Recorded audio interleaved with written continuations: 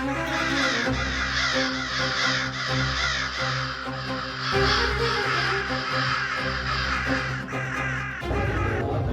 পাখি নয়, ইসরায়েলের আকাশ ছেয়ে গেছে হাজার হাজার কালো কাকে। ইরানের সাথে চলমান যুদ্ধের মাঝেই তেল আবিবের আকাশে এই রহস্যময় ও গা ছমছমে দৃশ্য দেখা গেছে।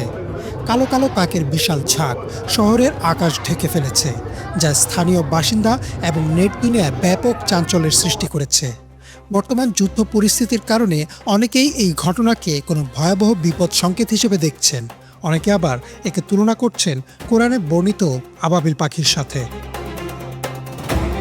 সম্প্রতি সামাজিক মাধ্যমে ছড়িয়ে পড়া বিভিন্ন ভিডিওতে দেখা গেছে তেল আবিবের আকাশ আক্ষরিক অর্থেই কালো হয়ে গেছে।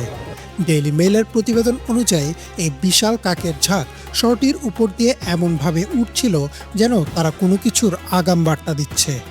সাধারণত শীতের মৌসুমে পূর্ব ইউরোপ থেকে ঝাঁকে ঝাঁকে কাক বা ওই জাতীয় পাখি ইসরায়েলের মতো উষ্ণ অঞ্চলের দিকে আসে, তবে এবারের সংখ্যা এবং সময়টি স্থানীয়দের মনে আতঙ্কের জন্ম দিয়েছে।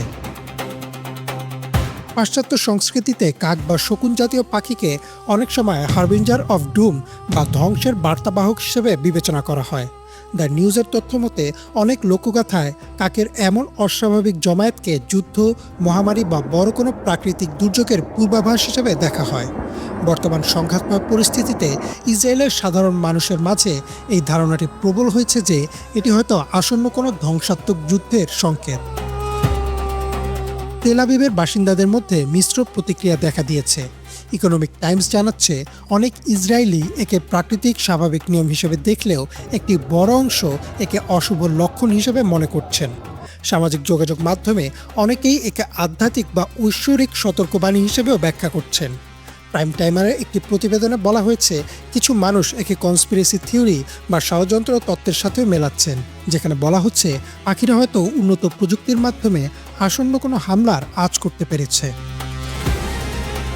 নেটিজেনদের অনেকেই একে তুলনা করছেন কোরআনে বর্ণিত আবাবিল পাখির সাথে। ইসলামী বর্ণনা অনুযায়ী মহানবী সাল্লাল্লাহু আলাইহি ওয়াসাল্লামের জন্মের কিছুদিন আগে বিশাল হাতির বাহিনী নিয়ে কাবা ধ্বংস করতে আসে ইয়েমেনের তৎকালীন গভর্নর আব্রাহা, কিন্তু তার বাহিনী মক্কায় প্রবেশ করলে অলৌকিকভাবে ঝাঁকে ঝাঁকে আবাবিল পাখি এসে তাদের উপর পাথর নিক্ষেপ করে আর কাবা রক্ষা করে। তাই সামাজিক মাধ্যমে অনেকেই এই ঘটনার সাথে জুড়ে দিচ্ছেন ইসরায়েলের কাকগুলো।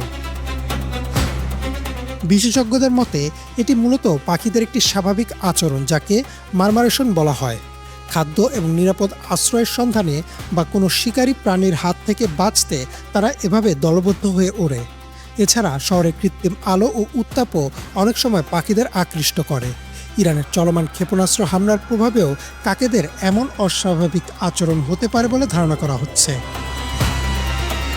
তবে বিজ্ঞান ও যুক্তি যাই বলুক না কেন, মধ্যপ্রাচ্যের এই অস্থির সময়ে হাজার হাজার কাকের এই দৃশ্য ইসরায়েলিদের মনে এক অজানা আশঙ্কার জন্ম দিয়েছে।